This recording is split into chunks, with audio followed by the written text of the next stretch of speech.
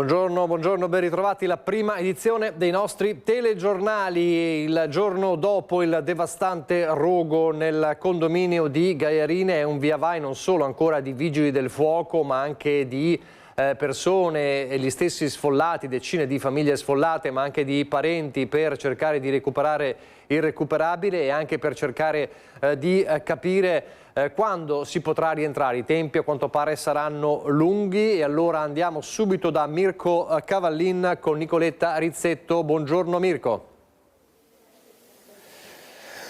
Buongiorno Nicola, eccoci qua, via Garibaldi, questo condominio con 12 appartamenti, una quarantina di persone appunto occupanti. Fino a ieri pomeriggio c'è stato appunto questo incendio, erano in corso dei lavori sulla guaina di un tetto, poi per cause che i vigili del fuoco stanno indagando, una scintilla, una fiamma ha fatto partire appunto le fiamme che proprio tramite il sottotetto si può vedere anche con le immagini che il cielo lo vediamo appunto attraverso quel che resta delle travature appunto della copertura. 12 famiglie tutte evacuate, nessun danno alle persone perché tutti quelli che in quel momento erano circa le 14 di ieri pomeriggio, tutti quelli che erano qui dentro sono comunque riusciti a uscire e a mettersi in sicurezza e a trovare velocemente una sistemazione alternativa. Un paio di famiglie sono ospiti di un agriturismo a poca distanza da qui,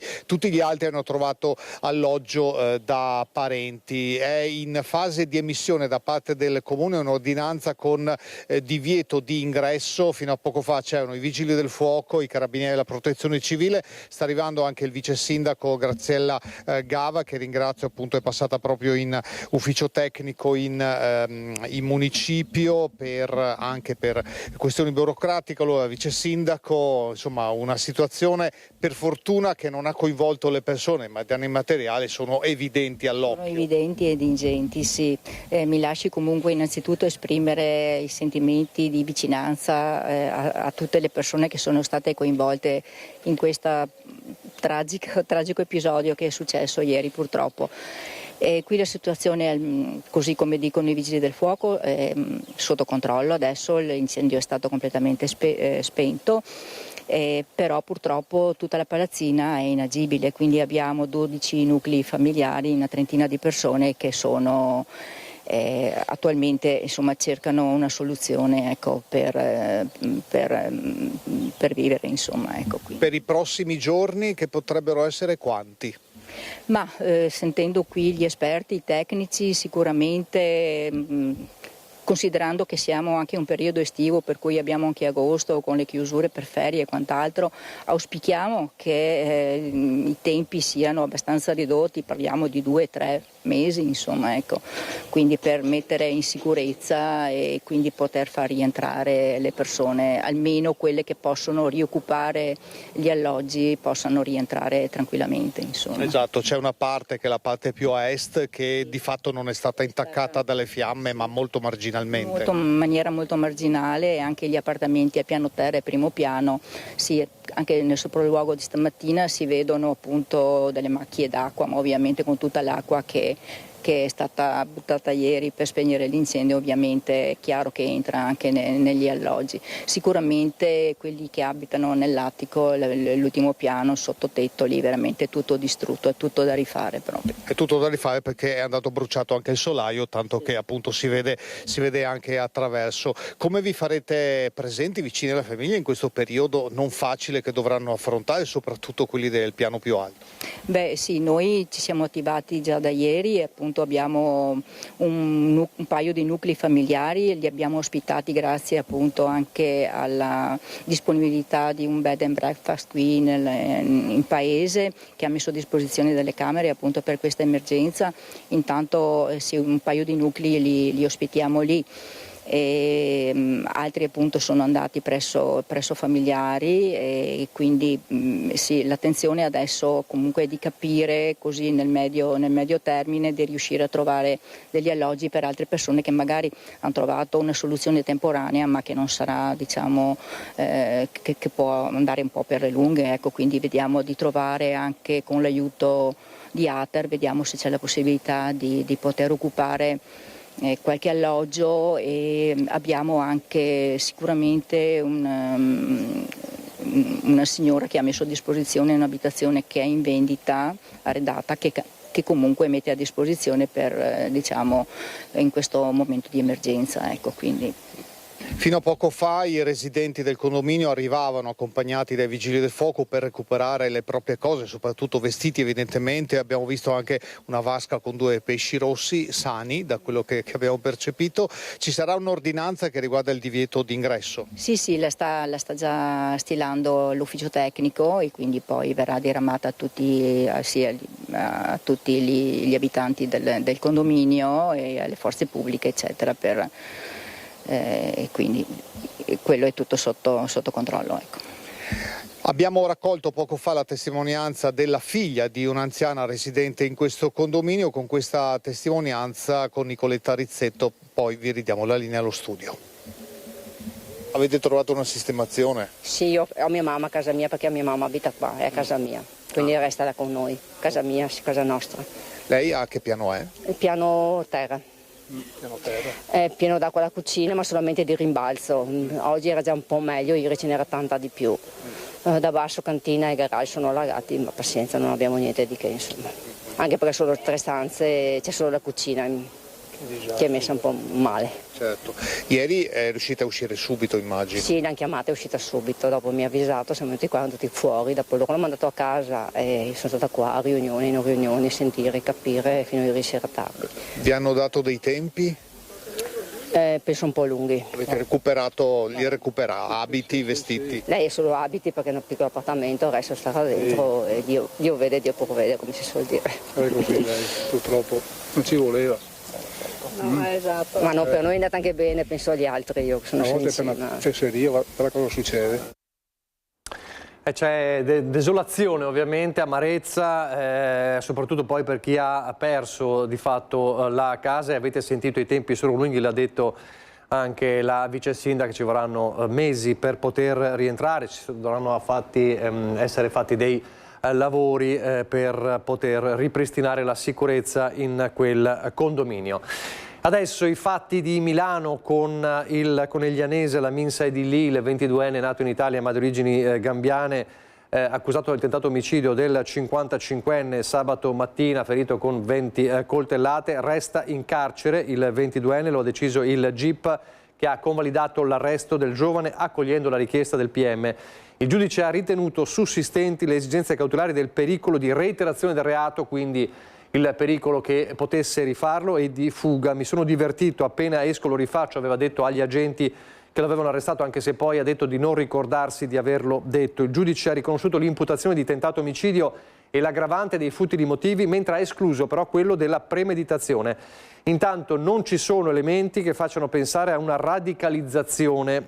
L'immagine infatti utilizzata come sfondo sul suo telefono cellulare, un guerrigliero islamico con una keffia, è, secondo le stesse fonti, decontestualizzata e non lascia pensare ad alcun tipo di coinvolgimento del giovane in movimenti terroristici islamici. Quindi esclusa la radicalizzazione islamica, esclusa la premeditazione, resta però il pericolo che possa rifarlo, quindi resta in carcere e ovviamente bisognerà capire i contorni anche della sua attendibilità psichiatrica, psicologica. Intanto ieri il giovane è comparso davanti al GIP per l'udienza di convalida, prima che poi ci fosse la convalida dell'arresto, e si è avvalso della facoltà di non rispondere. Il suo avvocato, il suo legale dice non ricorda nulla.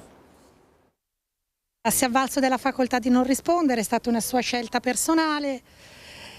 Dice di non ricordare assolutamente nulla dell'accaduto, di ricordarsi solamente da quando è stato arrestato e posto sulla vettura della polizia. È stata l'avvocata Simona Brambilla a spiegare a Lamin Saidili, il 22enne di Conegliano arrestato per la brutale aggressione davanti a un bar di San Siro, perché si trovi in carcere con la pesante accusa di tentato omicidio, aggravato dalla premeditazione e dai futili motivi. Lamin, ripete a più riprese la legale, non ricorda di aver accoltellato senza motivo un 55enne alla schiena, colpendolo più e più volte con una lama di 21 centimetri, come si vede nel video delle telecamere di sorveglianza del locale.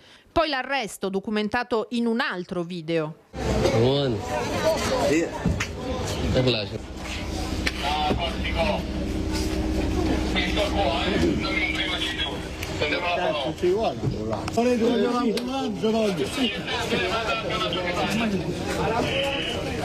Un bersaglio facile, una vittima scelta a caso. Brambilla ha spiegato al suo assistito che il ferito è fuori pericolo. Difficile però parlare di pentimento. La memoria del ragazzo ha cancellato tutto, tanto da rimanere in silenzio davanti al jeep. È un ragazzino, sembra molto smarrito, ecco. Dal punto di vista della misura, anche lì Lamin, piuttosto che mettere il papà in una brutta posizione, mi ha detto che per il momento non avrebbe intenzione di chiedere la sostituzione della misura e quindi di permanere ancora in carcere. Parole shock alle forze dell'ordine che lo hanno arrestato. Mi sono divertito, appena esco lo rifaccio, ma, dice l'avvocata, neanche di aver pronunciato quella frase si ricorda. Eppure non emerge che fosse alterato da alcol o droghe. Dalla ricostruzione dei suoi trascorsi risulta una permanenza in carcere in Inghilterra prima del suo rientro in Italia, avvenuto a inizio anno. Gli inquirenti stanno cercando di risalire a tempi emotivi della detenzione in Gran Bretagna,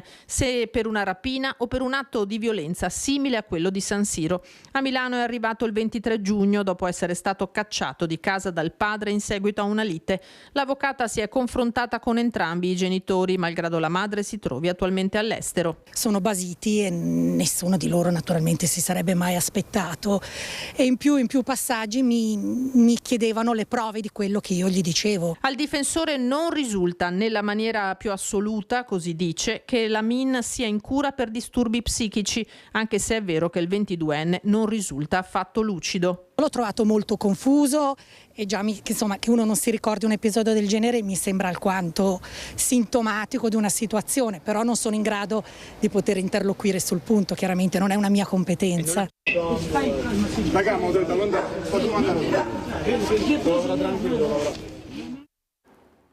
Un ragazzo taciturno, lo descrive un amico a Conegliano. Il papà, ancora sconvolto, si limita a chinare il capo e dire non l'ho sentito. L'ha sentito? No, ma lei riesce a capire perché, che cosa è successo? Non lo so, non posso dire. Il papà di Lamin, Dodou Sadili, esce dalla sua casa di Conegliano, sul volto il dolore e lo shock per quello che ha commesso il figlio. Poche parole, poi si allontana in fretta, non vuole sapere nulla, non vuole dire nulla. Io non so niente proprio, non so niente. No, era solo per sapere cosa...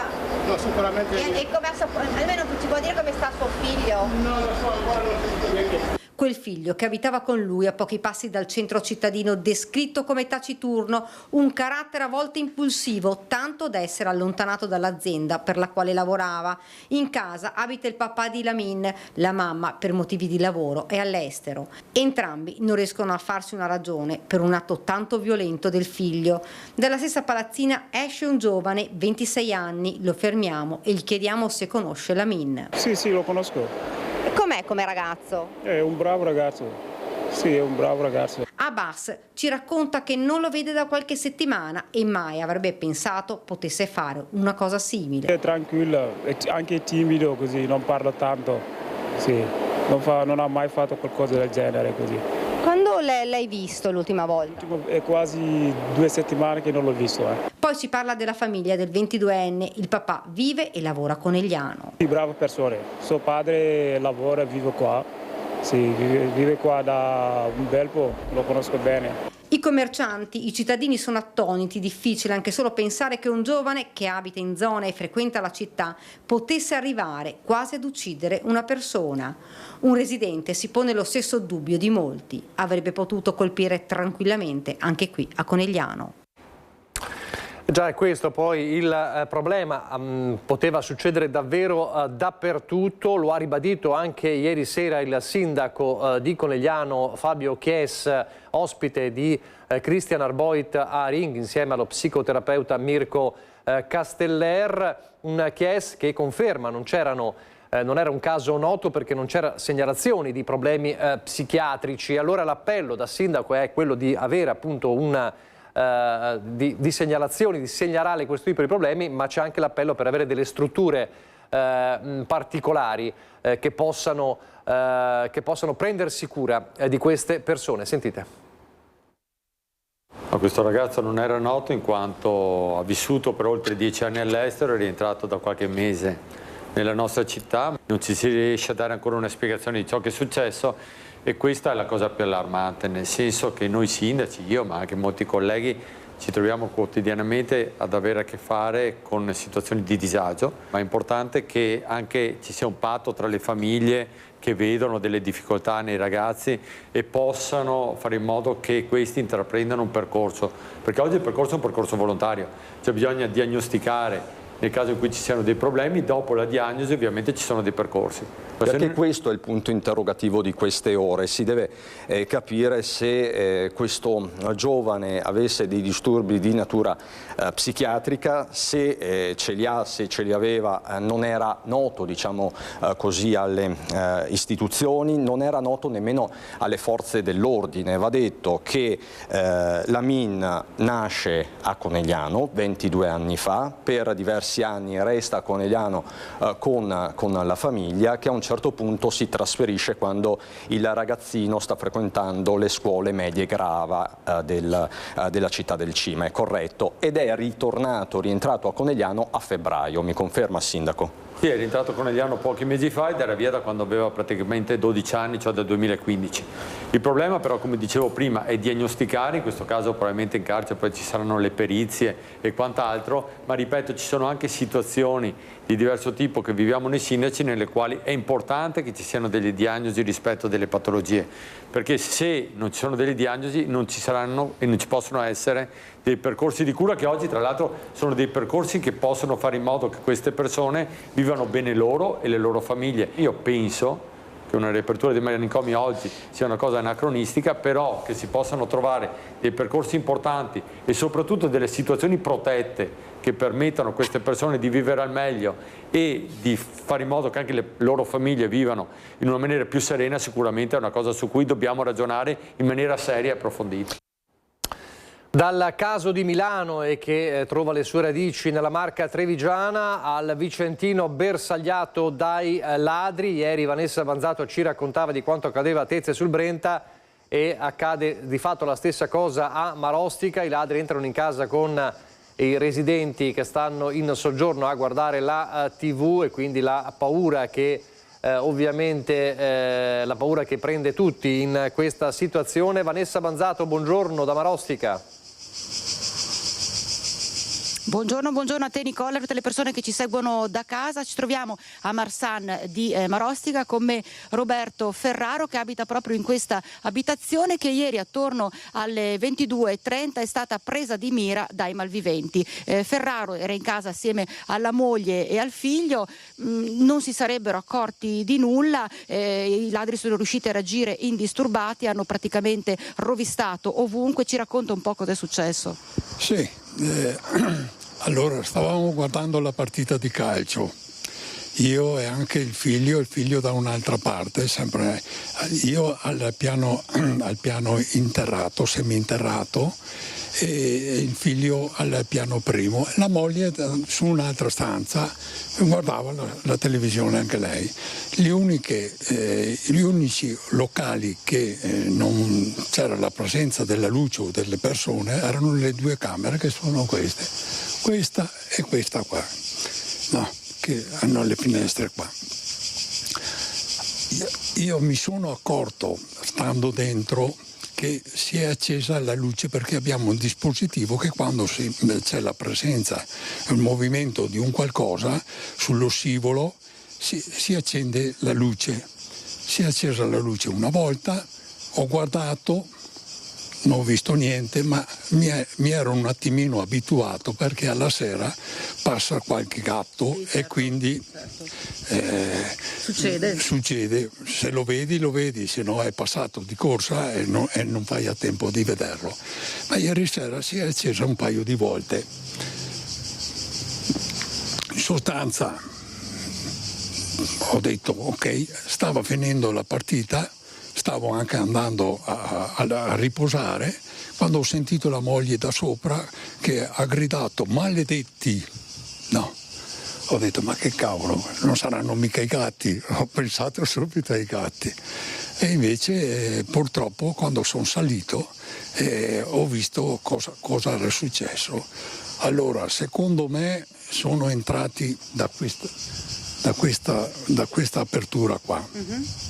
Quindi credo si sono arrampicati. Si sono arrampicati, uno ha aiutato l'altro, non possono, con quello che hanno fatto, quello che si è visto dentro, una persona non riesce a farlo neanche in mezz'ora.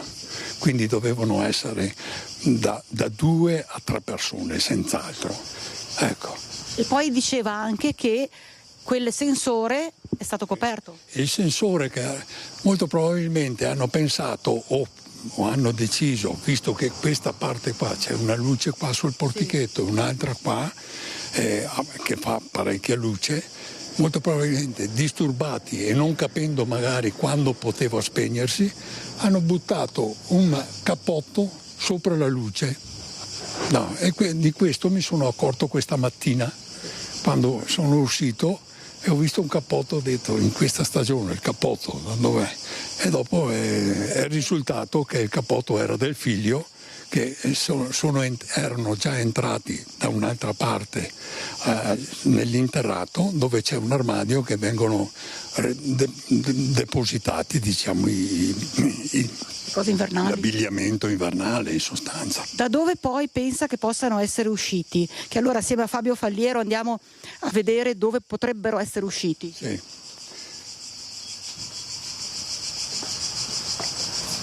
Eccoci qua, allora, senz'altro questa è una delle altre finestre della camera, giusto? Sì, questa è l'altra finestra della camera, questa piccola, e mio figlio che guardava la televisione su quella stanza, quando ha sentito la moglie che ha detto il trambusto, si è affacciato alla finestra e ha visto una persona che si è lanciata fuori da qua, ha scavalcato l'altra ringhiera e si è dileguato. E si vedono ancora le orme? Le orme sono lì, quindi è il salto che è stato fatto. Siete preoccupati? Perché non è anche la prima volta, quindi ti verrebbe voglia anche di fare un qualcosa, diciamo, sull'abitazione.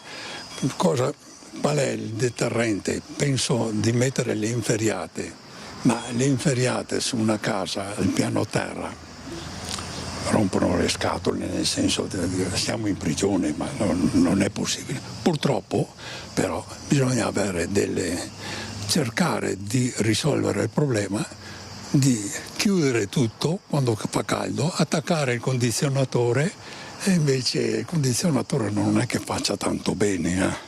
Però insomma bisogna trovare davvero tutti gli escamotage. Al proposito, Nicola, loro hanno soltanto visto il ladro che usciva, li ha visti entrare in camera direttamente invece una residente di Tezze sul Brenta. Allora chiederei alla regia di mandare il servizio perché ripercorre quanto è accaduto proprio lo scorso fine settimana a Tezze sul Brenta, nello specifico nella centralissima via Manin.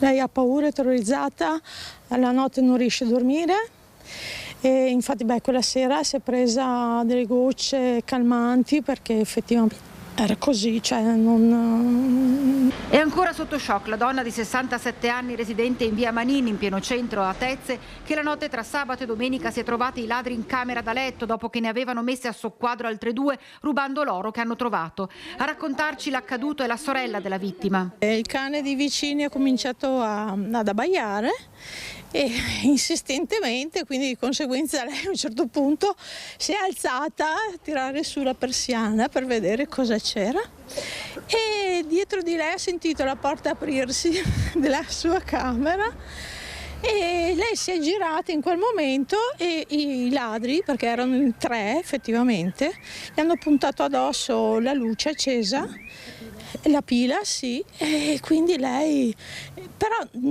si è girata di scatto, loro hanno chiuso la porta e lei da nervoso è uscita per corrergli dietro, erano in 3 dentro in casa, lei da sola.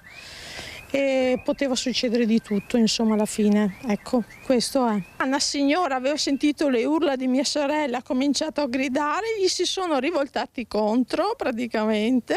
Hanno scavalcato le recinzioni come lepri, uomini giovani e agilissimi che hanno battuto a tappeto tutte le vie terrorizzando i residenti. Ed è proprio la donna che si è trovata davanti ai 3 malviventi che ci racconta la sua terribile esperienza, allertata dalle urla che provenivano dalla casa vicina appena derubata.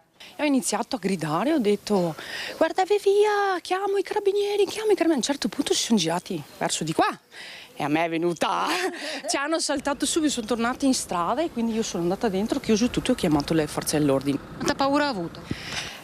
Tanta, perché ho fatto la notte con un occhio sempre aperto, ogni rumore saltavo, continuavo a girare per la casa a guardare tutti i buchi delle persiane, perché comunque dormiamo con le finestre aperte perché è caldo, ma adesso basta, terrore veramente, ma sono straveloci e non gliene frega niente, proprio saltato, andato di là, veramente non hanno paura, loro venire dentro casa tua, picchiarti e rubarti non frega niente. Ecco, signor Ferraro, abbiamo sentito anche la residente di Tezze che appunto ieri ci diceva non hanno più paura di niente, sono spregiudicate e a loro non importa più nulla. Esatto, perché in galera non vanno, no?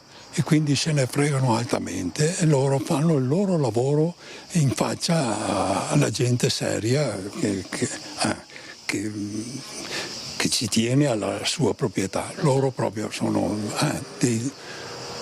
fatti così, dai. E per fortuna che non è successo nulla. Cosa vi hanno rubato?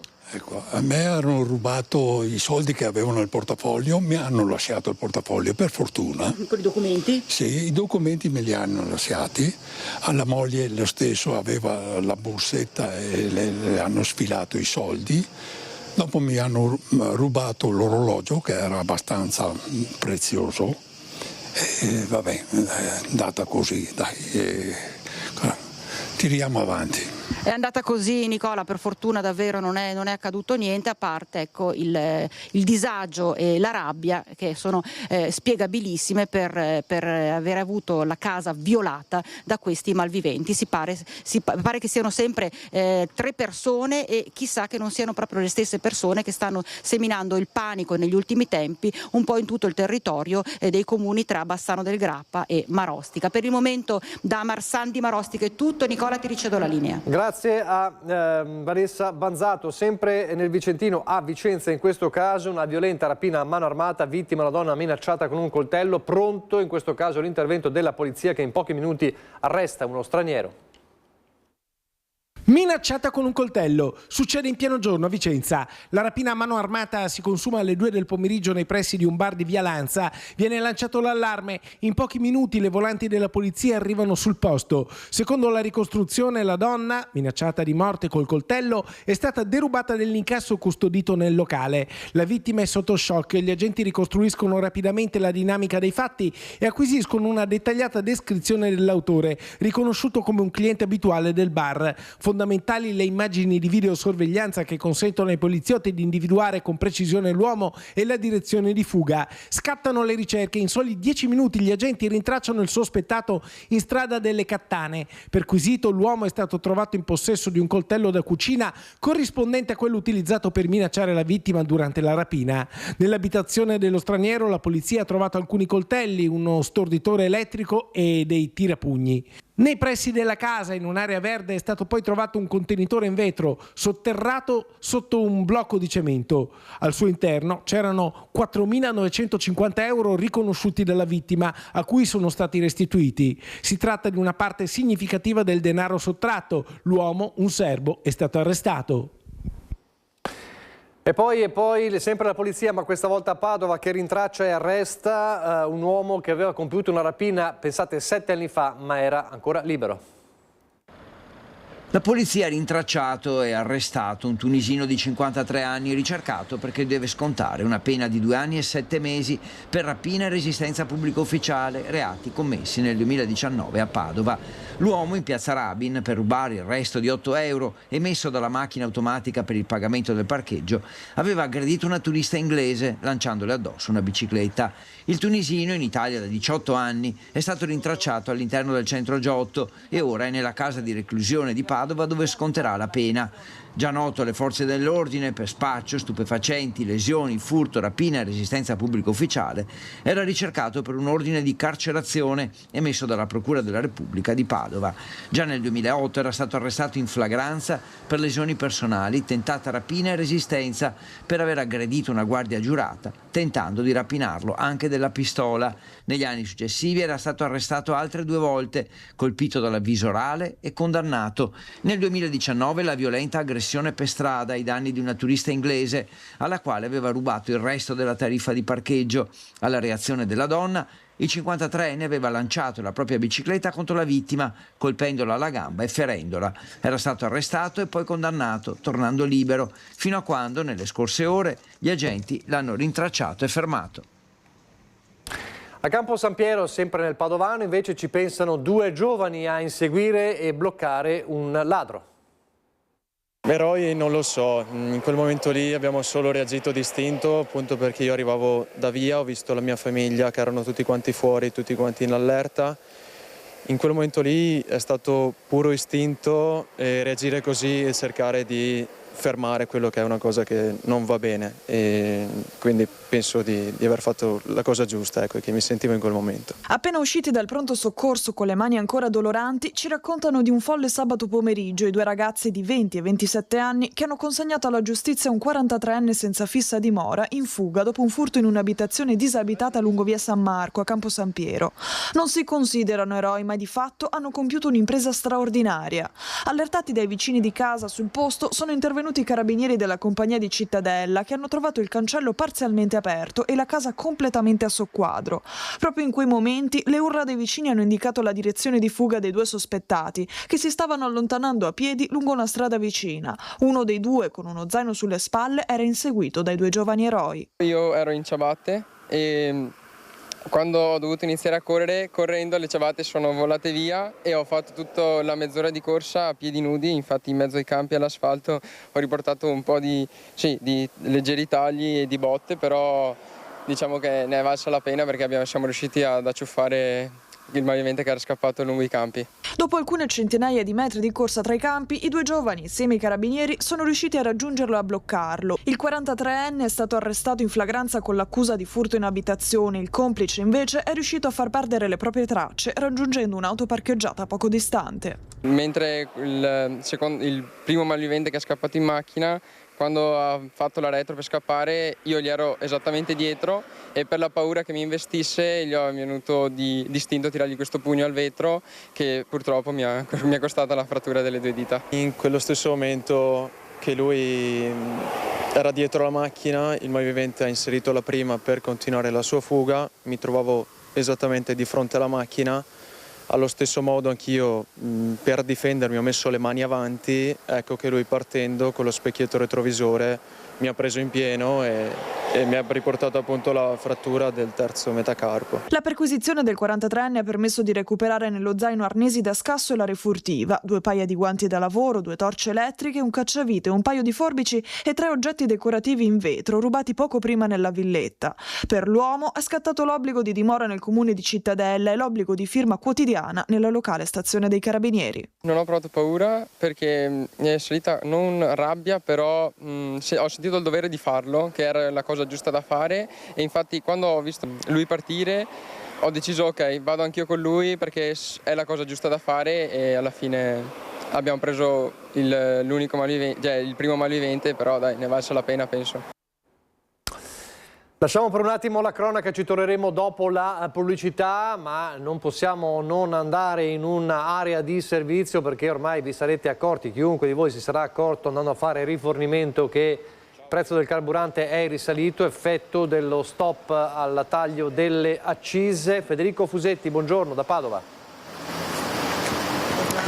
Buongiorno Nicola, buongiorno da me, da Federico Cibotto, grazie ai gestori di quest'area di servizio Eni di Padova. Siamo alla stanga, qui ce ne sono parecchie e devo dire che insomma purtroppo il commento è quello: nelle ultime ore è calato e di molto il prezzo del petrolio, ma invece il prezzo per chi fa benzina, per chi fa rifornimento è aumentato. Flavio Convento, Confesercenti Veneto Centrale, responsabile di tutte le aree di servizio aderenti a Confesercenti, è una domanda che ci facciamo noi cittadini, veramente facciamo fatica a darci una risposta. Cala il prezzo del petrolio e aumentano i prezzi alla pompa, e questo tutto nelle ultime ore.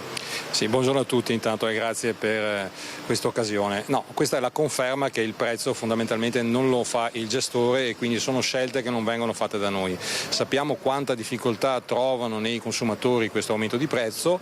Sabato il taglio delle accise, quindi quel decreto si è chiuso, quindi con l'aumento giustamente dell'agevolazione che c'era per quanto riguarda le accise. La cosa che ci fa un po' riflettere è il fatto che già da lunedì le compagnie hanno aumentato di altri 2 centesimi. Ecco, questo è un sistema che molto probabilmente negli anni funzionava, nel senso che il periodi caldi, i periodi invernali, quindi nelle prossimità delle festività, delle ferie, c'era un aumento non giustificato del prezzo. In questo momento, con una situazione così complicata, penso che sia veramente assurdo un aumento ulteriore di prezzi. Sappiamo benissimo che il prezzo del barile è diminuito a $68, quindi la metà di quello che era 2-3 settimane fa, e quindi lo troviamo ingiustificato che i prezzi si siano riallineati di nuovo ai €2 al litro. Nicola, la notizia di queste ore è che Confesercenti è pronta allo sciopero, sono in agitazione e sono pronti a fermarsi anche per più giorni, è così? Sì, Confesercenti 3 o 4 giorni fa ha dichiarato che nel momento in cui il DDL, che è chiuso nei cassetti dei ministeri circa da mesi, per non dire da qualche anno, c'è la necessità che questo DDL venga approvato. Abbiamo trovato l'accordo di tutti gli attori ancora mesi fa e purtroppo il DDL non è ancora stato presentato. Penso che è un DDL che potrebbe far risparmiare i consumatori. È un DDL della riforma e della ristrutturazione della rete carburanti, che nel momento in cui si va alla chiusura di circa 7.000 impianti si ridurrebbe il costo e quindi il prezzo finale per quanto riguarda gli utenti. E altra domanda da però cittadino, il prezzo aumenta, quindi voi guadagnate di più e fate sciopero, non capisco. No, il problema è proprio questo: il prezzo aumenta, quindi diminuiscono i consumi. Noi abbiamo un margine fisso al litro, quindi nel momento in cui riducono i consumi noi guadagniamo meno e le spese comunque continuano a essere quelle. Noi chiediamo che il prezzo venga riallineato in un contesto anche di utilizzo per quanto riguarda il consumatore finale, quindi un risparmio al consumatore finale e un guadagno anche per quanto riguarda il gestore. Ottimista o pessimista per le prossime ore? In questo momento qua pessimista. Nicola, purtroppo chiudiamo male questo collegamento. Io e Federico Cibotto da Padova ti restituiamo la linea. Se è pessimista Convento, per forza di cose lo siamo anche noi. Andiamo in pubblicità, lo dicevamo, torniamo alla cronaca perché lo ricorderete, l'abbiamo raccontato nei giorni scorsi, quel cartello chiuso per sicurezza, chiuso per borseggiatrici, chiuso per aggressione, anzi scusate, che era stato affisso davanti alla vetrina del negozio di abbigliamento Cipriani di lusso a Venezia, e perché le 2 commesse erano state aggredite a più riprese da un gruppo di borseggiatrici, una vicenda che ha destato scalpore, che ha riportato ancora una volta in primo piano il tema mai chiuso dei borseggiatori e delle borseggiatrici. Ieri c'è stato un incontro in prefettura proprio con lo stesso Cipriani e col prefetto. Riaprirà il negozio, la bottega Cipriani, con un vigilante ovviamente, ma serviranno nuovi controlli. Allora ripartiremo da qui subito dopo la pubblicità. A poco più di una settimana dall'aggressione da parte di 6 borseggiatrici fisica e verbale subita dalle 2 dipendenti della bottega di Arrigo a pochi passi da San Marco, si è svolto in prefettura un incontro tra il prefetto Pellos, il patron dell'Rs Bar Cipriani, proprietario del negozio, il comandante della polizia locale Agostini e l'assessore comunale alla sicurezza Zaccariotto. L'incontro è stato proficuo, nel senso che è stato assicurato che ci sarà un rafforzamento del presidio all'interno della zona di San Marco e dintorni. Ciò non toglie che le 2 dipendenti del negozio hanno subito dei danni. Per questo il negozio, chiuso per aggressione, non è ancora stato riaperto. Nel frattempo, in attesa che vengano rinforzati i controlli nella zona, come annunciato dal Comune, Cipriani si avvarrà di un servizio di vigilanza privato quando il negozio sarà riaperto tra qualche giorno. Hanno assicurato che saranno rafforzati i controlli, tuttavia il gruppo ritiene di dover porre a tutela delle dipendenti un servizio di sicurezza privato e per un periodo ovviamente le dipendenti potranno contare su questo servizio. Ci auguriamo tutti che il presidio da parte delle forze dell'ordine sia rafforzato, ce lo hanno garantito, ora dobbiamo capire se a fronte di quello che è stato detto ci sarà una risposta concreta e immediata. È una questione di sicurezza, di controllo, di presidio della sicurezza e quindi non si tratta di aver paura ma di sentirsi sicuri come cittadini, non solo per una sicurezza estesa ai turisti ma soprattutto per una sicurezza estesa ai cittadini. Non è una questione di paura ma di tutela delle persone. Dopodiché, evidenzia il legale del gruppo, si agirà su un altro fronte. Non appena le persone saranno, e ci auguriamo presto, saranno identificate, presenteremo una querela anche come gruppo, quindi non solo le 2 dipendenti ma anche come gruppo, perché non vogliamo lasciare impunita questa azione, ci costituiremo parte civile nel processo. Infine, un appello a denunciare. A tutte le attività di denunciare i fatti quando avvengono, perché attraverso le denunce, attraverso le querele è possibile poi per le forze dell'ordine poter anche procedere contro queste persone, fermo restando che non è a mio avviso necessaria la querela da parte di chi che sia, perché quando si tratta di un fenomeno come quello che ci riguarda di associazione a delinquere, perché di questo si tratta, non ci dovrebbe essere necessità di querelare, tuttavia per dare una mano alle forze dell'ordine è probabilmente necessario denunciare tutti questi fatti quando avvengono.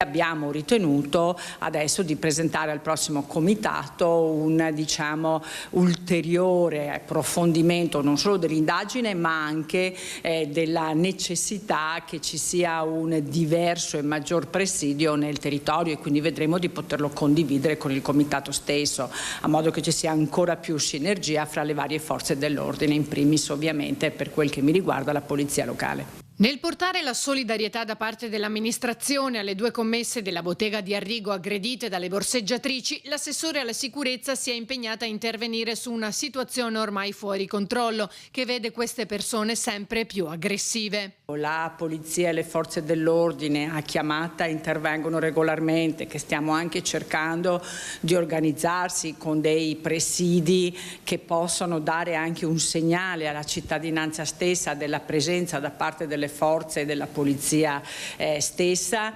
Credo che sia necessario assolutamente che alla fine le persone che sono state individuate, come nel caso delle borseggiatrici, effettivamente non rimangano impunite e come l'ultimo caso di fronte a 20 mesi di carcere significa che comunque la persona rimane fuori e quindi il problema non lo andiamo a risolvere. L'amministrazione ribadisce la volontà di esserci a dimostrazione dei risultati già raggiunti nelle prime settimane dall'insediamento, dal commercio alla sicurezza, a Venezia e in terraferma. Il messaggio che noi vogliamo trasmettere è che non solo l'istituzione comune c'è, non solo lavoriamo assieme a tutte le altre forze, ma soprattutto che vogliamo che Venezia sia una città dove ci sono le regole vanno rispettate e quindi noi stiamo con questa nostra presenza quotidiana e interventi quotidiani dicendo che o ci si adegua alle regole oppure Venezia non è la città dove poter venire. Credo che il lavoro che stiamo facendo stia dando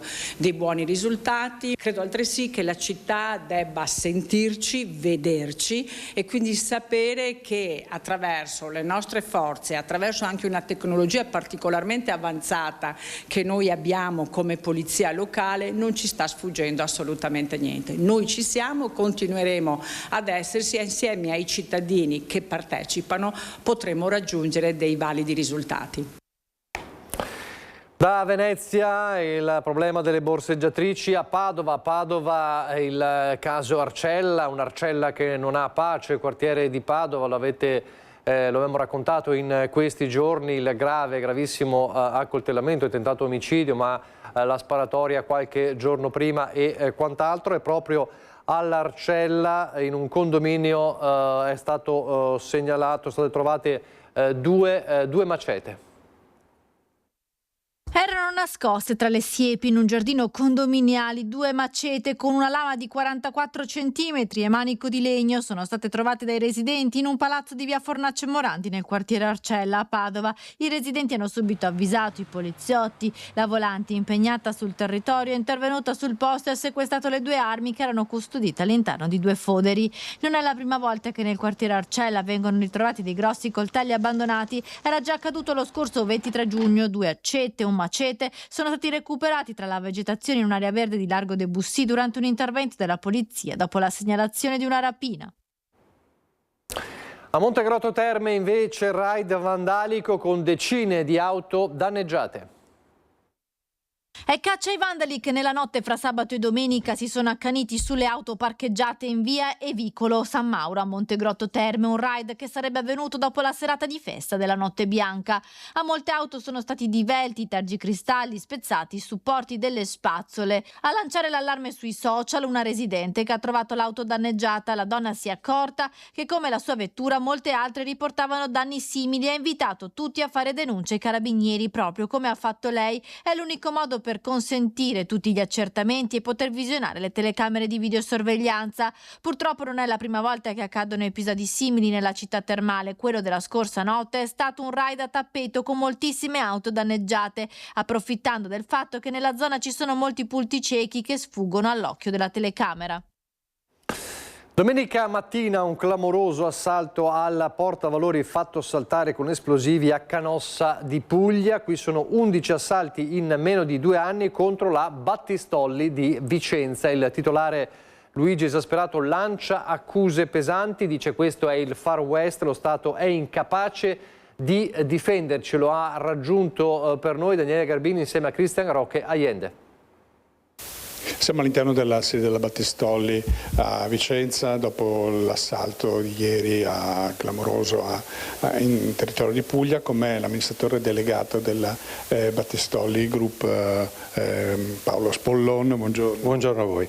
Ecco, ovviamente dopo il fatto di ieri fortunatamente non si sono registrate vittime tra le persone o persone coinvolte, già questo era una prima considerazione che è un po' il vostro punto anche di forza. Sì, la nostra prima preoccupazione e la nostra soddisfazione di aver potuto rilevare che anche in questo caso l'equipaggio è riuscito a non subire nessun tipo di ingiuria, qualche ovviamente scossone, diciamo più che altro di carattere psicologico. Lo shock di un evento così violento ovviamente lascia il segno. Ecco, restano però impietosi i numeri, lo dicevate, ricordavate, in quel territorio è un territorio a parte, qualcuno l'ha definito Bronx, Far West, è così?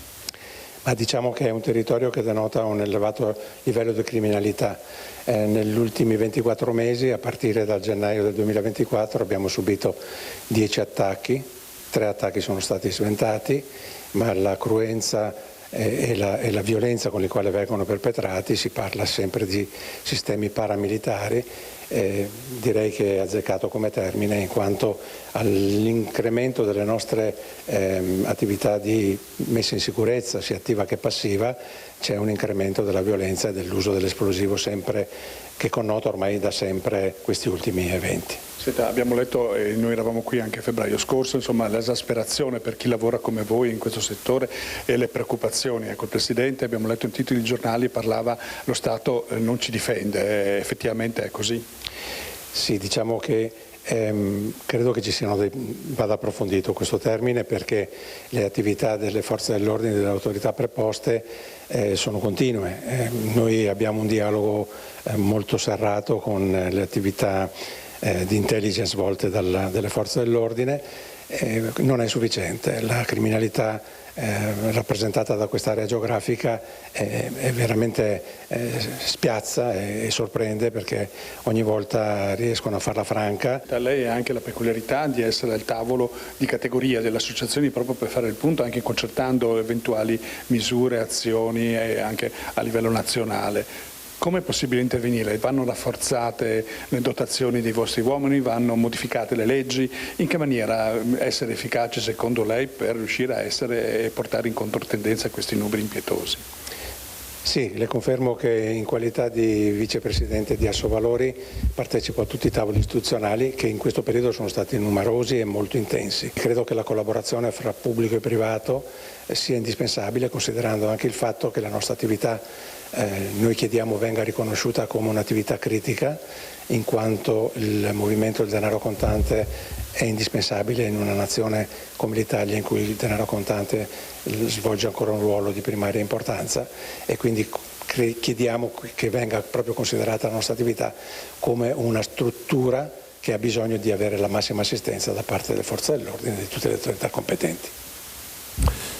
Ancora alla cronaca, non solo un'evasione dell'IVA per oltre 150.000 euro, ma aveva ricevuto anche 320.000 euro per la misura del bonus nido. Parliamo di un asilo nido abusivo scoperto dalla Guardia di Finanza di Vittorio Veneto, indagine che ha preso via dopo il controllo nel maggio 2025 dei Carabinieri del NAS, dal quale è emersa l'assenza dei titoli autorizzativi necessari per esercitare regolarmente l'attività di asilo privato. A quel punto il nucleo speciale spesa pubblica e repressione frodi comunitarie della Guardia di Finanza ha proceduto all'acquisizione di tutti i dati inerenti alla misura di sostegno al reddito erogata alle famiglie dei bambini fruitori della struttura, resi disponibili dall'INPS. I successivi approfondimenti hanno quindi permesso di scoprire che anche il bonus nido richiesto dalle famiglie era stato ottenuto in maniera indebita, con indicazione di titoli abilitativi forniti dall'asilo stesso, risultati falsi, ed è stato erogato per un ammontare di oltre 320.000 euro dal 2019 al 2024. Ancora la Guardia di Finanza, ancora a Treviso, con la scoperta grazie ai cani antidroga di un tunisino con addosso dell'hashish in piena zona rossa. È stato rimpatriato, su di lui gravava un ordine di espulsione.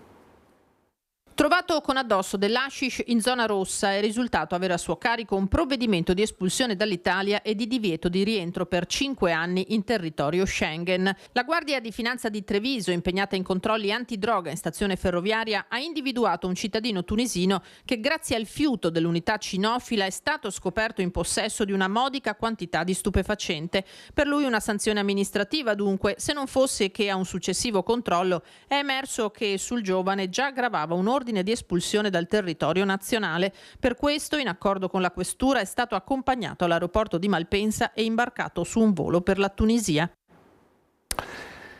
La sicurezza stradale, l'ennesimo episodio luttuoso avvenuto ieri, dimostra ancora una volta la necessità di intervenire con urgenza. Sulla Romea c'è certamente un tema di traffico, ma soprattutto un problema di sicurezza stradale. Basta morti, lo ha detto questa mattina il presidente del Veneto Alberto Stefani all'indomani della tragedia che abbiamo raccontato e che fra poco rivedremo a Campagna Lupia. Della Romea ho parlato con il ministro Matteo Salvini, dice Stefani, fin dai giorni successivi alla mia elezione. Grazie al lavoro avviato col Ministero e con ANAS, oggi il percorso sta facendo passi avanti concreti. Posso infatti annunciare una importante novità. ANAS ha concluso la redazione del DocFap, il documento di fattibilità delle alternative progettuali, relativo sia al raddoppio del rettilineo tra Codevigo e Lughetto, sia alle varianti di Chioggia, Rosolina e Porto Vira.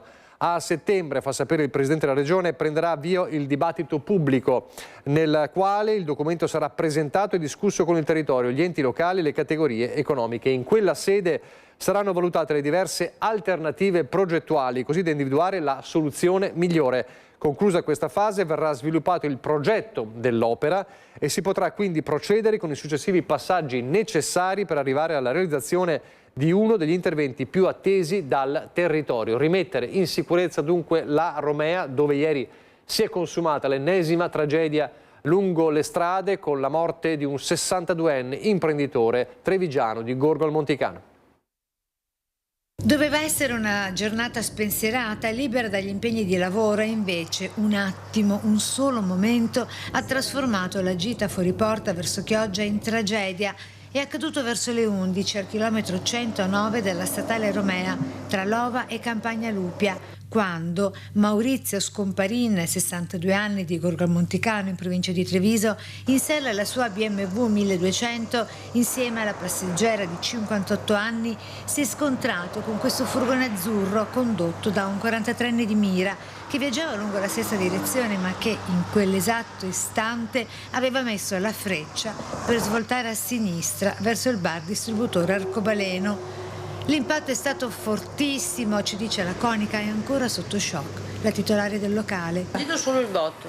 E lo scontro è stato davvero tremendo. Sul lato sinistro del furgone ancora visibili alcuni dei segni dell'impatto, lungo l'asfalto anche pezzettini del fanale anteriore della moto. Subito sul posto, con i vigili del fuoco, la polizia locale e le volanti giunte dai Piovi di Sacco, con i soccorritori del SUEM 118 arrivati anche con l'elicottero, ma per il Centauro è risultato purtroppo vano ogni tentativo di rianimarlo. E l'è trasportata all'ospedale di Mestre la passeggera 58enne che, seppur non in pericolo di vita, ha riportato gravi ferite, in particolare ad una gamba. Disagi al traffico con il tratto stradale chiuso per circa un'ora. È il secondo tragico incidente accaduto in Romea in soli 2 giorni. Sabato, più o meno lungo lo stesso tratto tra Rosara di Codeviga e Campagna Lupia, ha perso la vita un altro motociclista di appena 34 anni, Andrea Favaro, di Oriago di Mira. Non è solo un problema di infrastrutture, è un problema anche di controlli, lo rileva la provincia di Treviso, il suo presidente Marco Donadello. La velocità è diventata un qualcosa di importante e fatalità è aumentata, le segnalazioni sono aumentate proprio in questi ultimi 2 o 3 anni, quando i vigili non hanno più potuto utilizzare i telelaser e non sono più andati in funzione quelli che sono gli autovelox. È preoccupato il presidente della provincia Marco Donadello. La striscia di sangue sulle strade di questi giorni è stata a dir poco impressionante e per questo il bando della provincia, che sarà aperto nei prossimi giorni, potrà essere d'aiuto, come anche rimettere in attività tutti gli strumenti di deterrenza a partire dagli autovelox. Io ho molti sindaci che ogni settimana vengono da me chiedendomi cosa possono fare, cosa possono mettere in campo per ridurre la velocità, soprattutto lungo le strade provinciali che molte volte attraversano i centri urbani. Strade provinciali che da codice della strada non possono avere nessun tipo di impedimento, quindi dossi, isole pedonali o altro non possono essere fatte da codice della strada. E pertanto io ritengo che in alcuni punti l'autovelox possa essere un deterrente importante. Un altro punto di dibattito sono stati i guardrail, spesso letali per i motociclisti, anche se modificarli non è agevole. Però qualche azione per mitigarne gli effetti potrebbe nascere da questo bando di prossima pubblicazione. Prossimamente usciremo con un bando a favore dei comuni, bando che complessivamente è di circa 6.800.000 euro, proprio per dare la possibilità ai comuni di mettere in campo tutte quelle piccole opere che riguardano soprattutto la viabilità, lungo la viabilità provinciale, in modo tale da poterli aiutare per mettere in sicurezza le strade, fare nuove piste ciclopedonali e fare tutte quelle piccole opere che vanno nell'ottica del diminuire quelli che sono gli incidenti e le mortalità lungo le strade. La strage di queste ultime 2 settimane non deve però far distrarre dai numeri veri, quelli delle morti in strada, che sono comunque in netto calo, anche se una sola vita persa è una vita di troppo. Continueremo con le campagne all'interno degli istituti scolastici. Le vittime sulla strada in questi giorni sono state molteplici. L'obiettivo è quello di arrivare a vittime zero. Ripeto, le morti sulle strade sono diminuite in maniera importante nel corso degli ultimi anni, ma l'obiettivo, ve lo dico nuovamente, è quello di arrivare a vittime zero lungo la strada.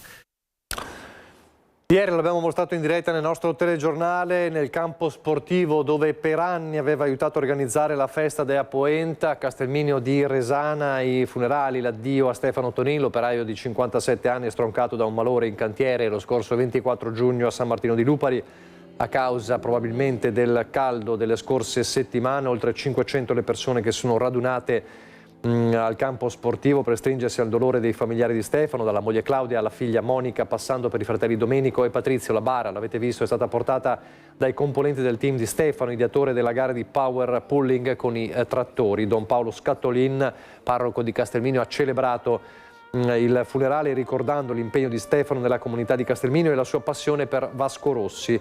Nella comunità di Castelminio appunto, la passione per Vasco Rossi, un momento più toccante ovviamente le parole della figlia Monica che, come aveva detto anche i nostri microfoni, ha pronunciato un discorso tratto da una lettera commovente: mi restano il tuo sorriso, il tuo altruismo e la tua passione che ti accompagnavano in ogni cosa che sceglievi di fare.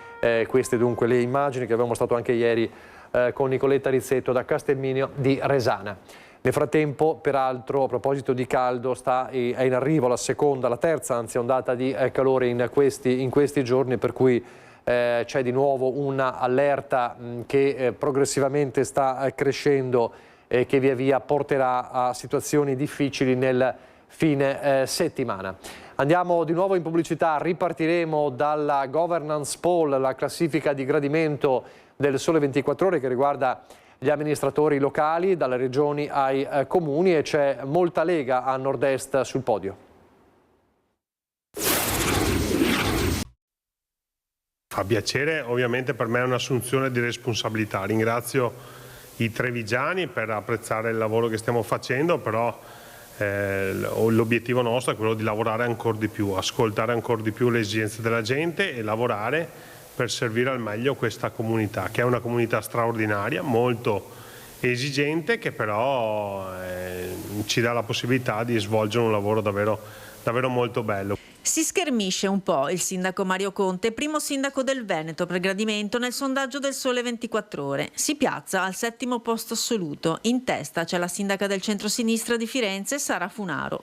Questo è un risultato, dice Conte, che vuole condividere con la sua giunta e con i cittadini, ma anche con il lavoro che la Lega fa sui territori, l'unica ricetta per riprendere il terreno perduto. Non siamo primi, siamo settimi, è vero, siamo primi in Veneto, però abbiamo ancora ampi margini di miglioramento, quindi oggi pomeriggio chiamerò la squadra per dire rimbocchiamoci le maniche, dobbiamo lavorare ancora più sodo per questa comunità. Faccio i complimenti al Presidente Stefani, al Presidente Federica, evidenzia come la Lega sappia esprimere degli amministratori territoriali davvero molto, molto forti, e quindi se da qualche parte dobbiamo ripartire credo che siano proprio questi gli elementi su cui basare la ripartenza. Il neoeletto presidente Alberto Stefani entra in classifica direttamente al 2° posto, superando anche Massimiliano Fedriga, governatore del Friuli. Davanti a loro solo l'amatissimo presidente della Puglia, Antonio De Caro. Per ora Conte si gode il primato veneto, conscio che i numeri contano, ma fino ad un certo punto. Al di là delle classifiche, il vero termometro è appunto il rapporto con la gente, gli abbracci, i saluti, anche le critiche, e quindi per questo chiedo davvero ai trevigiani di continuare a sostenermi in ogni loro forma, che sia critica o che sia sostegno. L'importante è che continuino a voler bene a questo sindaco che sta davvero dando la sua vita per la città di Treviso. Nessun pensiero ancora per una poltrona a Roma? No, il mio pensiero unico è la città di Treviso, che amo tanto, così come la mia comunità. Abbiamo tanti cantieri aperti e quindi oggi pomeriggio convocherò la giunta proprio per dire rimbocchiamoci le maniche, c'è da lavorare ancora più. Non siamo primi, siamo settimi, e quindi abbiamo ancora ampi margini di miglioramento. Dal sindaco di Treviso al sindaco di Venezia, che questa mattina, Simone Venturini, a Mestre ha incontrato i 2 vigili eroi che domenica hanno salvato una bambina, una turista, una bimba inglese con la famiglia di turisti in visita a Venezia, che si stava soffocando con un pezzetto di melone, praticando la manovra di Heimlich, davvero un intervento importante, che ha visto poi i 2 vigili incontrare questa mattina il sindaco. Per noi c'era Ilaria Marchiori. Buongiorno, siamo qui insieme al sindaco di Venezia Simone Venturini, che ha appena incontrato 2 agenti della polizia locale, Mattia Visentin e Fabio Zancolò, che qualche giorno fa hanno salvato una bambina dal soffocamento. Stava mangiando un pezzetto di melone, non respirava più, la mamma gridava, era disperata. Loro sono prontamente intervenuti e sono riusciti a far sputare il boccone alla bambina salvandola. Sì, ho voluto ringraziarli personalmente insieme all'assessore Zaccariotto, vice sindaco Zaccariotto, consegnandogli anche un gagliardetto del comune come segno di ringraziamento. Sono stati veramente un orgoglio per la città e per il corpo e hanno salvato una vita che altrimenti appunto quella bambina sarebbe morta soffocata in quella situazione. Quindi davvero la formazione del corpo, la formazione anche nel primo soccorso si sono dimostrate importanti, e più in generale il corpo di polizia locale è un corpo efficace che in qualche modo è riuscito anche negli ultimi giorni a individuare 3 responsabili di 3 fatti criminosi che si sono poi risolti appunto con il deferimento alla giustizia, individuando velocemente i responsabili grazie anche alla videosorveglianza che in Comune di Venezia è particolarmente capillare. Ecco sindaco, loro sono attivi sul territorio, controlli capillari, lei l'ha annunciato proprio poco dopo l'insediamento, dopo aver effettuato anche dei sopralluoghi oltre che a Venezia, anche in terraferma, l'abbiamo vista in via Piave insieme al vice sindaco assessore alla sicurezza Zaccariotto e non solo, e ne arriveranno altri come aveva annunciato già in campagna elettorale. Sì, noi abbiamo fatto un piano che prevede l'assunzione di 200 nuovi agenti di polizia locale nel prossimo triennio. I primi concorsi usciranno già nelle prossime settimane, quindi chi potrà essere interessato, chi ha figli, nipoti o è direttamente interessato può monitorare il sito internet del comune e partecipare al concorso. L'idea è potenziare il corpo di polizia locale e potenziare anche la videosorveglianza, quindi arrivare da 500 vigili esistenti oggi a 700, già sono quasi raddoppiati negli ultimi anni, e su questo si deve assolutamente continuare. Come si deve continuare a chiedere a Roma un inasprimento del sistema della sanzione del fenomeno, cioè quando molto spesso noi prendiamo uno che fa qualcosa che non dovrebbe fare, quindi una rissa, un danneggiamento, un borseggio, una rapina, un furto, quella persona viene individuata subito, specie a Venezia dove bene o male il controllo è quasi totale di quello che entra e quello che esce da Venezia. Dall'altra parte però poi quando viene consegnato al sistema, bene o male la sanzione difficilmente arriva o arriva in tempi biblici, quindi quella persona o torna su strada o continua a delinquere e quant'altro. Quindi per non perdere la fiducia e per non perdere in qualche modo anche nei confronti dello Stato servirebbero norme più efficaci. Non servono pene infinite, pene severissime, bastano pene certe e rapide, perché altrimenti se non arriva la sanzione la borseggiatrice di turno è ancora il giorno dopo su strada a delinquere. Ecco sindaco, noi abbiamo parlato proprio ieri anche col vice sindaco assessore alla sicurezza Zaccariotto del fenomeno dei borseggi, che per quanto il comune cerchi di intervenire aumenterete anche i controlli nella zona anche di Piazza San Marco, insomma dopo l'episodio che è stato tra i più eclatanti in cui sono state colpite le 2 commesse di Cipriani, ma poi il resto lo deve fare la legge. Ma per noi ogni fatto viene trattato allo stesso modo, quindi che uno si chiami con un cognome altisonante o che uno si chiami con il cognome di una persona semplicissima, il fatto è grave lo stesso e interveniamo per dare una pronta risposta. Chiaro che vanno potenziate in alcune zone, in alcuni orari, le presenze della polizia locale e più in generale delle forze dell'ordine, su quello c'è un'ottima collaborazione col prefetto per individuare le migliori formule e le migliori strade. L'idea è lavorare in squadra con le altre forze dell'ordine, con gli altri enti, potenziare l'illuminazione in alcune zone, potenziare la videosorveglianza e lavorare in quel senso. Ma poi se queste persone non vengono punite adeguatamente poco cambia. E questo dovremmo chiedere a tutti i nostri parlamentari di destra e sinistra di rafforzare di più l'impegno per norme diverse, per un sistema più efficace nel prendere quella persona davanti a un gesto colto magari in flagranza di reato, preso e magari per 24 ore, 48 ore, 72 ore tenuto dentro in qualche formula. Questo disincentiverebbe il ricorso continuo a questo tipo di attività delinquenziale. Grazie al sindaco Venturini, da Mestre è tutto. E noi ci spostiamo per un attimo al vicino Friuli Venezia Giulia, al Friuli in particolare, con la presenza ieri del ministro del turismo Mazzi a Pordenone per un incontro sui vari aspetti organizzativi della candidatura capitale italiana della cultura 2027. C'erano tra gli altri anche il ministro Ciriani, il prefetto La Stella e il presidente dell'agenzia ICE Zoppas. Siamo compatti col governo a sostenere tutto questo cammino per arrivare a una cerimonia di presentazione che sia all'altezza dell'importanza del titolo e dell'importanza di Pordenone e della sua storia. Così il ministro del turismo Gianmarco Mazzi, che ha partecipato questo lunedì negli spazi comunali di Piazzetta Calderari a un incontro su vari aspetti organizzativi e di promozione in Italia e all'estero di Pordenone Capitale Italiana della Cultura 2027. Oltre a lui presenti il ministro per i rapporti con il Parlamento Luca Ciriani, il prefetto di Pordenone Michele La Stella, il sindaco Alessandro Basso, l'assessore comunale alla cultura Alberto Parigi e il presidente dell'agenzia ICE Matteo Zoppas. Siamo qui per diciamo, tutto questo che è come un countdown, diciamo. Tra l'altro domani è la giornata anche in cui viene presentato Pordenone Legge.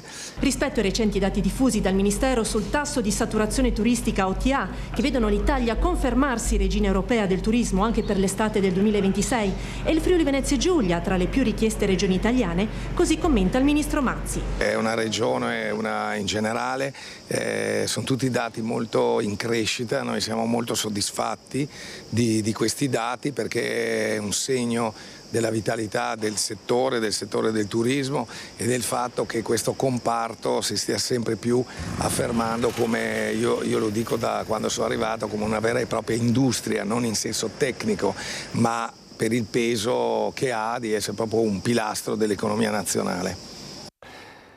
E a proposito di Pordenone, capitale italiana della cultura 2027, c'è un'importante presenza annunciata questa mattina nell'ambito di Pordenone Legge, la nuova edizione che sarà aperta il 16 di settembre, la 27esima edizione di Pordenone Legge, che si chiuderà il 20 di settembre, perché a chiudere l'edizione sarà niente meno che il Capo dello Stato, il Presidente della Repubblica Sergio Mattarella, che siglerà la conclusione del festival domenica 20 settembre in un ideale countdown verso il 2027 di Pordenone, capitale italiana della cultura. Quindi il Capo dello Stato, dopo aver visitato il Veneto qualche giorno fa, lo ricorderete, all'isola di San Giorgio, torna a nord-est e tornerà il settembre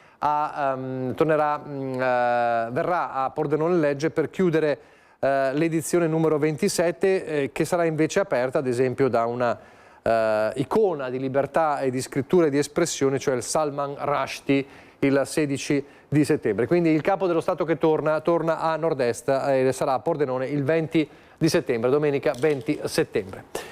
Torniamo nella Marca trevigiana e parliamo di trasporto pubblico, parliamo di trasporto studenti. In questo caso viene confermato lo sconto provincia per gli studenti che comprano un abbonamento annuale MOM, stanziati 400.000 euro in contributo alle famiglie per ridurre il costo. Gli sconti vanno dai 29 ai 40 euro, al via tutto questo dal 1° agosto.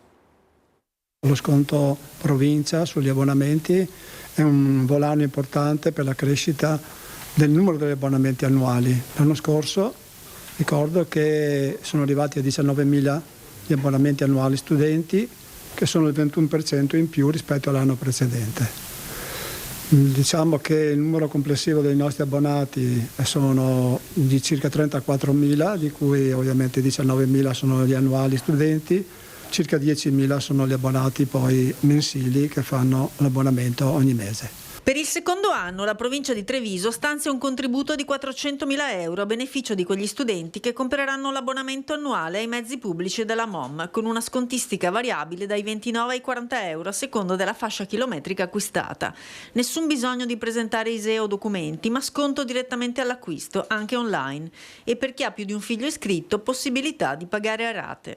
MOM mette a disposizione una possibilità di rateizzare il costo degli abbonamenti in 3-4 rate senza aggravi, quindi è un costo che si prende direttamente alla società e che quindi abbiamo possibilità di farlo. L'anno scorso 1.700 sono le famiglie che hanno usufruito di questo sconto e lo possono fare anche quest'anno. La novità di quest'anno è che anche i giovani dei comuni di Roncade, Monastier, Zenson di Piave, San Biagio di Callalta, Badoere di Morgano, Zero Branco e Resana avranno una scontistica per la quota parte di MOM, nonostante alcune tratte siano gestite da altre aziende. Si parte dal 1° agosto e mentre ora la situazione è molto tranquilla, il Presidente si augura che da settembre la zona rossa in zona Stazione delle Corriere, che scadrà il 19 luglio, venga riconfermata.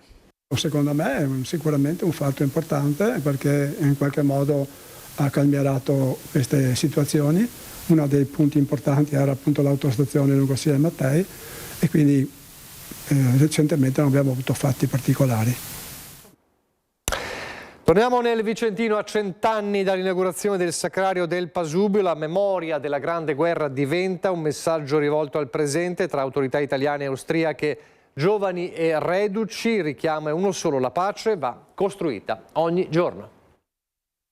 Questo luogo, inaugurato nel 1926, ha ancora qualcosa da dire alle nostre comunità. Credo che sia questo il significato più profondo di questo centenario. Dice bene il sindaco di Vicenza, Giacomo Possamai. A un secolo dalla sua inaugurazione, il Sacrario del Pasubio non è soltanto un monumento alla memoria della Grande Guerra, è un luogo che continua a interrogare il presente. Sulle montagne dove 100 anni fa si combatteva, oggi italiani e austriaci si ritrovano per ricordare i caduti e ribadire un messaggio di pace che va oltre la storia. Per la prima volta ha preso la parola il rappresentante della delegazione austriaca, il generale Anton Oschep della Croce Nera, sul colle di Bella Vista, dove sorge uno dei 4 sacrari del Vicentino. Gli altri sono a Tonezza, Asiago e sul Monte Grappa. Un gesto simbolico che racconta quanto il tempo abbia trasformato antichi nemici in partner europei e amici.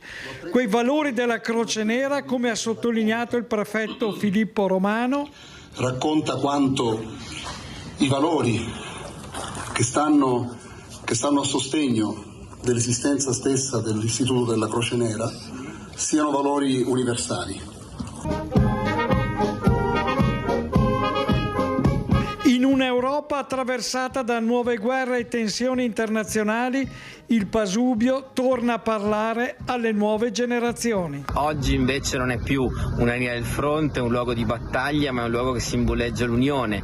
Il fatto che grazie all'Unione Europea oggi Italia e Austria sono insieme, oggi c'erano anche delegazioni austriache qui presenti. Ha proprio il senso di ricordare 100 anni dopo quello che è successo. Il senso è non tanto la memoria, il ricordo di ciò che è stato, che è doveroso, ma soprattutto la responsabilità che quello che è successo qui ci consegna per il futuro. C'è un aggiornamento di cronaca, siamo quasi in chiusura. 10 misure cautelari sono state eseguite questa mattina all'alba dalla squadra mobile di Verona nei confronti di altrettanti giovani accusati di rapina pluriaggravata e di spaccio di droga. In particolare, su disposizione del GIP veronese, in 5 sono finiti in carcere, 3 ai domiciliari, 1 con l'obbligo di dimora e un altro con l'obbligo di presentazione alla polizia giudiziaria. Uno dei ragazzi per i quali è stato disposto il carcere non è stato ancora rintracciato. Stando a quanto emerso dalle indagini coordinate dalla Procura Scaligera, il gruppo era estremamente attivo nel mercato della cocaina e dell'hashish tra le città di Verona e l'Interland, in particolare nel comune di Casteldazzano. A quanto fanno sapere gli investigatori, nei giovani è stata riscontrata spregiudicatezza e caratura criminale, in quanto conducevano uno stile di vita improntato all'ostentazione e alle dinamiche tipiche della malavita. Il gruppo manifestava disinvoltura nel pianificare gravi reati per accaparrarsi ingenti quantitativi di droga, arrivando anche a ipotizzare veri e propri sequestri di persona. Le indagini hanno inoltre svelato il modus operandi del gruppo, che si avvaleva di ragazzi minorenni per la consegna materiale della droga e anche per custodire le sostanze, adibendo le cantine e i garage delle proprie abitazioni di famiglia e a veri e propri depositi logistici. Per eludere i controlli, i giovani indagati erano soliti servirsi di auto di lusso prese a noleggio periodicamente e di canali di messaggistica social crittografati. L'episodio centrale dell'indagine risale al febbraio 2025, quando il gruppo ha pianificato e attuato una vera e propria rapina ai danni di fornitori rivali. Dopo aver finto di voler acquistare 1 chilogrammo di cocaina e aver chiesto di testarne una piccola dose all'interno di un appartamento, i ragazzi avrebbero aggredito i venditori e si sarebbero impossessati con la violenza dell'intera borsa contenente lo stupefacente, per poi fuggire a bordo di un'auto di supporto e spartirsi il bottino. Quindi un gruppo di giovanissimi che di fatto agiva come una vera e propria banda malavitosa, servendosi anche di minorenni. 10 misure cautelari, 5 di queste in carcere, accaduto nel Veronese. Cambiamo argomento, lasciamo la cronaca, una storia a lieto fine per una gattina di Monselice scomparsa da casa e ritrovata a Vigonovo. Un viaggio di 30 chilometri che l'ha tenuta lontana dalla sua famiglia per 2 giorni. Questa la storia di Angelina, una gattina bianca, nera e rossa che da Monselice, dove vive con il suo proprietario, il consigliere comunale Francesco Miazzi, è arrivata in provincia di Venezia. Angelina, infatti, si era intrufolata nell'auto di una ragazza che lavora a Monselice, ma vive a Vigonovo, nel veneziano. La proprietaria dell'auto, tornando a casa, ha sentito dei rumori strani provenire dal vano motore. Arrivata a Vigonovo, la sorpresa, sotto il cofano ha trovato la gattina. Da qui l'idea di fotografarla e lanciare l'appello sui social, partendo proprio dalle pagine dedicate alla città della Rocca. Nel frattempo, a Monselice la famiglia Miazzi non si dava pace, ben conoscendo l'esuberanza della gattina. Quando hanno visto il post non potevano credere ai loro occhi. La loro miccia era ad oltre 30 chilometri da casa. Ora la gatta Angelina è tornata nella speranza che non voglia più avere avventure simili. E adesso la musica in 3500 alla Marostica Summer Festival con un gruppo che insomma magari i più giovani non conoscono, ma una certa generazione sì. Parliamo degli Europe, eroi degli anni 80. I'm not superstitious. I have no doubt that there's a reason. Si infiamma la piazza di Marostica con il rock duro, talvolta dal sapore gotico, degli svedesi Europe, guidati da Joy Tempest. In 3500 per cantare le canzoni che per molti sono state colonna sonora dell'adolescenza, dalle note di The Rock the Night a Superstitious, passando per la celebre ballad romantica Carrie.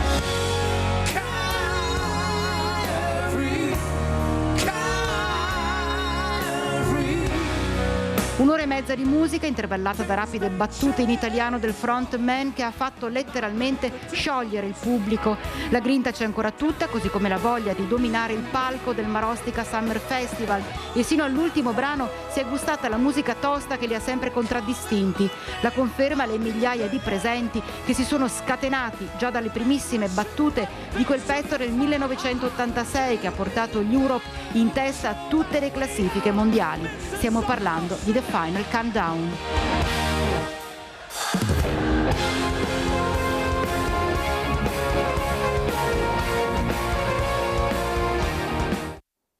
Beh, alzi la mano chi non l'ha cantata in questo momento, almeno di una certa età, quella The Final Countdown. Allora, siamo quasi in chiusura, c'è però una importante notizia che riguarda la sanità, perché l'ULSS 2 Marca Trevigiana, il Consorzio di tutela del Conegliano Valdobbiadene, Prosecco DOCG e il Consorzio Vini Asolo Montello attiveranno 3 centri per le visite mediche prevendemmiali dei lavoratori stagionali impiegati nei vigneti dell'Alta Marca Trevigiana. I presidi saranno aperti a Valdobbiadene, Montebelluna e Pieve di Soligo in provincia di Treviso. L'accordo è stato siglato il 3 luglio presso la sede di Cantina Produttori di Valdobbiadene con la partecipazione degli organizzatori delle organizzazioni agricole CIA Coldiretti e Confagricoltura. I 3 centri serviranno sia le colline di Conegliano Valdobbiadene, patrimonio UNESCO del 2019, sia l'area dell'Asolo Prosecco, riducendo i tempi e spostamenti per aziende e lavoratori in un periodo particolarmente intenso per il comparto vitivinicolo. Quindi importante le visite mediche dei lavoratori stagionali per la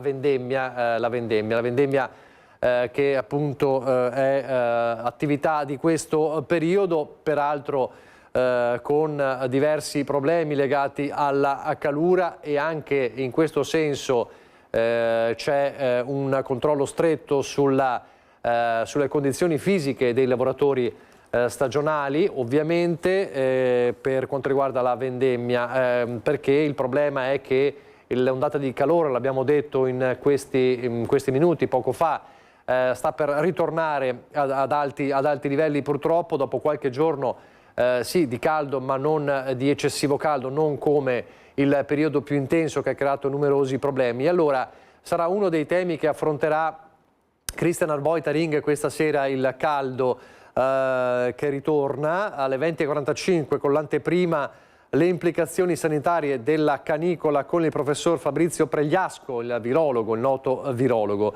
Poi la politica ancora in primo piano, sempre con gli ospiti, Matteo Baldan, consigliere regionale di Fratelli d'Italia, Matteo Pressi, capogruppo della lista Stefani, sempre in Consiglio regionale, Claudio Beltramello, Partito Democratico a Castelfranco Veneto, Riccardo Mortandello, sindaco di Montegrotto Terme, Socialisti Liberali del Veneto, e poi una ultima parte con il professor Maurizio Castro, esperto di crisi industriali, ex manager di Electrolux, e quindi nei giorni in cui si attende il nuovo tavolo Electrolux uno sguardo importante con il professor Maurizio Castro. Puntata ricca quella di Ring questa sera, come sempre dalle 20:45, non mi resta che lasciarvi al meteo e poi alle 16:16 la commedia romantica statunitense Un matrimonio in campagna. Grazie per averci seguito, arrivederci.